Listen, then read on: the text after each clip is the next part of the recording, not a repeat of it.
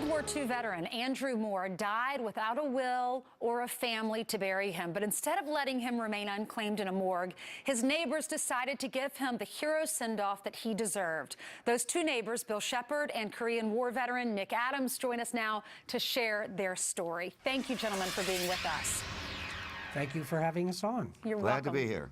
Great. Well, Bill, I'll start with you. Tell me what you and Nick did for your friend.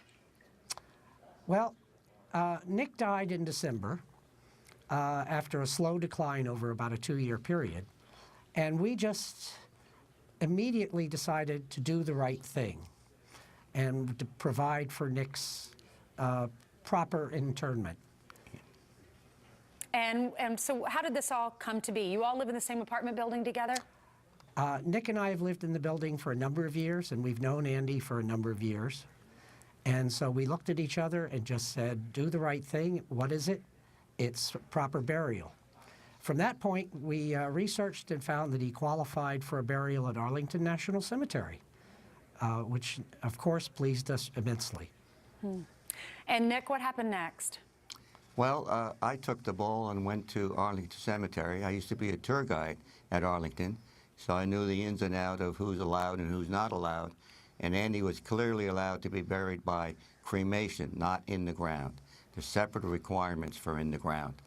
And the long due process with Arlington, they were very helpful, but very by the book.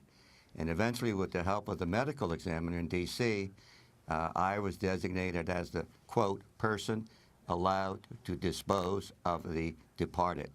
And that cleared everything. And you had the ceremony on Friday? Correct. And what was that like?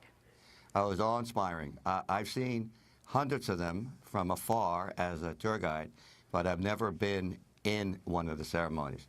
And the meticulousness and of the honor guard and the bugler playing taps, which, by the way, is 24 notes, and the 7-gun, 21-gun salute was just overpowering. I think it's beautiful what you guys have done for your friend. Bill, tell us a little bit about him. What was he like as an individual and some stories that you can share? Sure.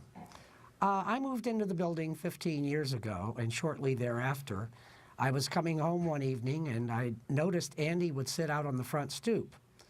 Andy just said hello to everyone as they came and went from the building. So he stopped me and said, "Hello, I'm Andy. What's your name?" And I said, "Bill." And I actually said Bill Sheppard, and I became Shep to him. And over the years, I spent more and more time with him in the front, and eventually he would invite me up to watch Redskins games. He was a diehard Redskins fan. I helped him figure out his cable box, which was kind of a challenge for him at his age. And I just found him to be a very easygoing, nice neighbor to have. Well, you are just two amazing gentlemen for doing this for your friend. We appreciate that. Thank you so much.